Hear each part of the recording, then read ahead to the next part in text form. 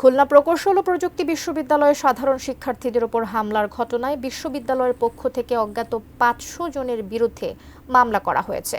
বুধবার সন্ধ্যায় খান জাহান আলী থানায় এই মামলা দায়ের করা হয়। তবে এখনও স্বাভাবিক হয়নি কুয়েট ক্যাম্পাস। বিস্তারিত জানাতে কুয়েট ক্যাম্পাস থেকে সরাসরি যুক্ত হচ্ছেন খুলনা বিভাগীয় প্রতিনিধি মোহাম্মদ অসীম। অসীম, এখন সেখানে কি অবস্থা দেখছেন?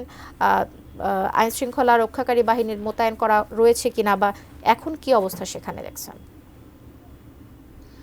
কবিতা, দেখুন, আইন শৃঙ্খলা বাহিনী কিন্তু গত মঙ্গলবার যে সংঘর্ষের পর থেকেই মোতায়েন রয়েছে, অর্থাৎ পুলিশের পাশাপাশি সেনাবাহিনীর টহল এবং র্যাব এর টহল রয়েছেন। বিভিন্ন সময় আমরা দেখতে পাচ্ছি, অর্থাৎ ক্যাম্পাসের আশপাশ জুড়ে কিন্তু আইন শৃঙ্খলা বাহিনী মোতায়েন রয়েছেন। একই সাথে আপনাকে জানিয়ে রাখি যে সংঘর্ষের পর থেকে এখনো যে থমথমে অবস্থা সেটি কিন্তু এখনো কাটেনি। শিক্ষার্থীরা বলছেন, কিছুক্ষণ আগে আমার অনেক শিক্ষার্থীর সঙ্গে কথা হয়েছে, তারা আজ বেলা 11টার দিকে একটি লাল কার্ড প্রদর্শন, অর্থাৎ এই সন্ত্রাসীদের লাল কার্ড প্রদর্শন এবং বিক্ষোভের কথা রয়েছে।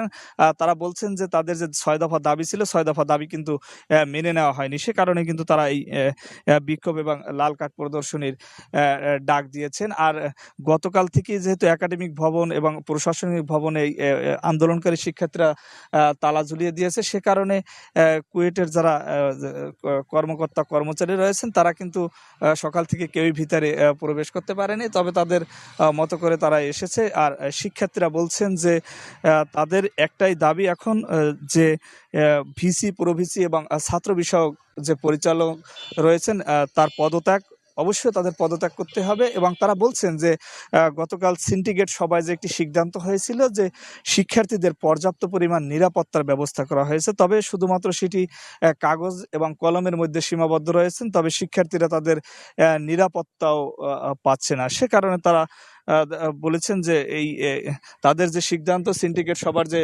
সিদ্ধান্ত, এই সিদ্ধান্তকে তারা প্রত্যাখ্যান করেছে। তারা বলেছেন যে তারা তারা তারা তারা বলেছেন যে তাদের যে দাবি, সেই দাবিগুলো মেনে নিয়ে অচিরে ক্লাসে ফিরে যাওয়ার তারা আশা করে।